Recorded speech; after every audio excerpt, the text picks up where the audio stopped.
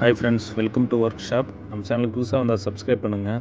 மறக்காமல் பக்கத்தில் இருக்கிற பெல் ஐக்கானை கிளிக் பண்ணுங்கள் ஃப்ரெண்ட்ஸ். அப்போ தான் நம்ம போடுற வீடியோலாம் நோட்டிஃபிகேஷன் வரும்.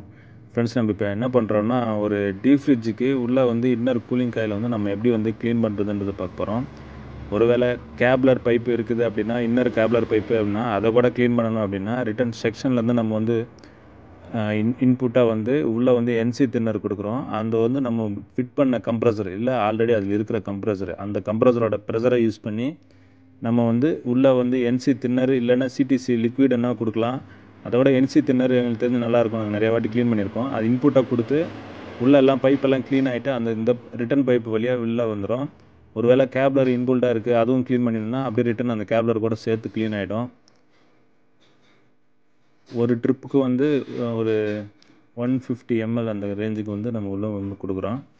ஒரு 3 இல்லை 4 வாட்டி உள்ளே விட்டு க்ளீன் பண்ணணும். இது நம்ம என்ன பண்ணுறோன்னா, இப்போது கண்டென்சர் ஃபில்டர் போடுற இடத்துல ஒரு நிப்பிள் போடுறோம். அப்புறம் 6 செக்ஷன் பைப்பு, ரிட்டன் வர செக்ஷன் பைப்புக்கிட்ட ஒரு நிப்பிள் போட்டிருக்கோம். இது நடுவில் நம்ம இந்த ஹோஸ் பைப்பு நம்ம யூஸ் பண்ணுறோம், கேஸ் சார்ஜிங்க்கு யூஸ் பண்ணுற ஹோஸ் பைப்பு. அந்த ஹோஸ் பைப்பில் கொஞ்சம் மேலே தூக்குன மாதிரி நம்ம ஒரு ட்ரிப்புக்கு 150 ml இல்லை 200 ml நம்ம இஷ்டம்னா, பைப்பில் எவ்வளோ தூரம் இறங்குதுன்னு பார்த்துட்டு ஒரு வாட்டி டப்பா நம்ம ஃபுல்லாக இறங்கணுன்னா நம்ம ஏற்று என்சி தின்னர். இதில் என்ன காஸ்ட்லி எல்லாம் இருக்குது, அது கூட யூஸ் பண்ணிக்கலாம், ஒன்றும் பிரச்சனை இல்லை. ஒரு ட்ரிப் 150 ml கம்மி இல்லாமல் இருக்கணும். அப்போ தான் அந்த ஃபோர்ஸ் அந்த உள்ளே இருக்கிற அந்த 5/8 சைஸு இல்லைன்னா 1/2 inch சைஸு அது உள்ளே மொத்தம் அப்படியே க்ளீன் பண்ணிவிட்டு வெளியில் வர்றதுக்கு நல்லாயிருக்கும். கொஞ்சம் டெப்த் இருந்தால் தான் நல்லாயிருக்கும். ஒரு 150-200 ml உள்ளே இருந்தால் தான் அந்த தின்னர் ஒரே இதாக ஃபோர்ஸாக உள்ளே போகும். கொஞ்சோண்டு இருந்ததுன்னா அது அந்த ஆயிலெல்லாம் க்ளீன் பண்ணிவிட்டு வெளில வராது, அவ்வளோ ஃபோர்ஸெல்லாம் வராது. நம்ம தின்னர் எவ்வளோ ப்யூராக வெளில இப்போ உள்ளே போது பாருங்கள். ரிட்டன் வர்றப்போ அது உள்ளே இருக்கிற ஆயிலெல்லாம் சேர்த்து எப்படி வெளியில் எடுத்துகிட்டு வருதுன்னு மட்டும் பாருங்கள். கொஞ்சம் பொறுமையாக தான் உள்ளே ஏற்ற வேண்டியதாக இருக்கும். ஏன்னா இதுக்கு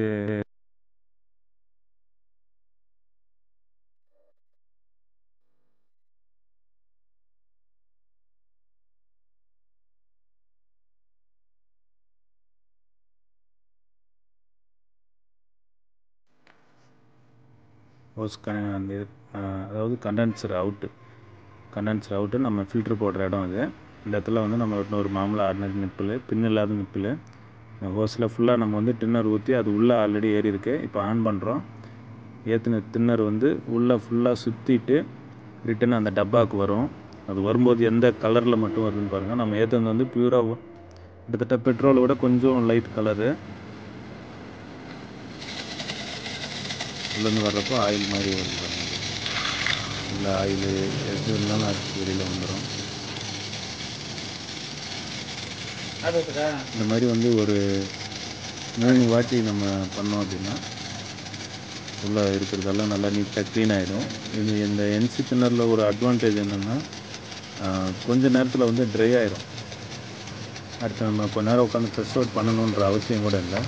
ஒரு 3 வாட்டி நம்ம க்ளீன் பண்ணிவிட்டு ஒரு 2 நிமிஷம் கம்ப்ரஸர் அப்படியே எம்டியாக ஓட விட்டால் கூட உள்ளே நீட்டாக ட்ரை ஆகிடும். ஸோ அதனால் நமக்கு எந்த ப்ராப்ளம், திருப்பி இதால் சோக் ஆகும் அப்படின்ற ப்ராப்ளம்லாம் கிடையாது.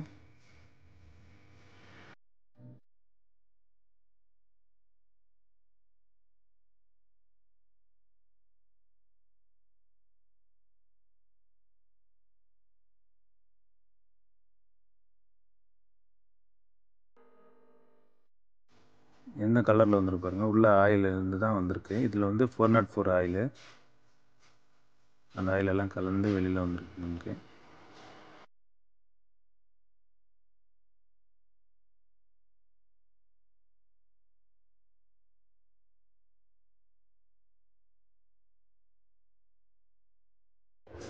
ஃபஸ்ட்டு 2வது வாட்டி திருப்பி ஒரு ட்ரிப்பு நம்ம உள்ள அனுப்புகிறப்போ அந்த டப்பாவில் பட்ட மேலே படும். அதனால் நான் அந்த நம்ம டப்பாவை கூட மாற்றிடுறது பெஸ்ட்டு. செகண்ட் டைம் கொஞ்சம் ப்யூராக வரும். இல்லை இன்னும் அதிகமாக இருக்குது அப்படின்னா இன்னும் 2 டைம் கூட அதே மாதிரி தான் வரும். இப்போ வந்த மாதிரி அப்படியே துரு பிடிச்ச மாதிரி ஆயிலெல்லாம் சேர்த்து அப்படி தான் வரும். இல்லை ஓரளவு க்ளீன் ஆகிடுச்சு அப்படின்னா கொஞ்சம் வந்து நல்ல கலரில் வரும். செகண்ட் டைமு இந்த ஆயிலெல்லாம் இருக்கிறதுனால நிறையா வருது. இன்னொரு வாட்டி இதே மாதிரி பண்ணோம்னா நல்லா நீட்டாக உள்ளே க்ளீன் ஆகிடும்.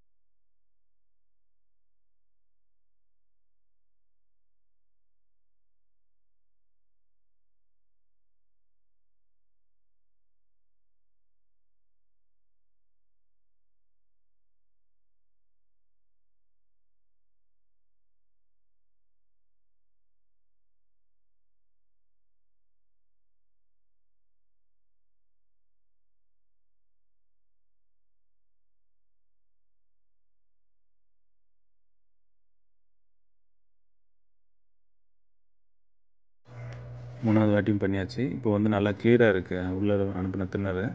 கிட்டத்தட்ட நம்ம அனுப்பின கலருக்கு ஒரு 10% தான் சேஞ்சு, ரொம்ப ஒன்றும் சேஞ்சு கிடையாது. ஸோ இந்த கண்டிஷன் இருந்தால் போதும், நமக்கு இதுக்கு மேலே சோக் ஆகாது. ஃப்ரெண்ட்ஸ், இந்த வீடியோ பிடிச்சா லைக் பண்ணுங்கள், மறக்காமல் நம்ம சேனலை சப்ஸ்கிரைப் பண்ணுங்கள்.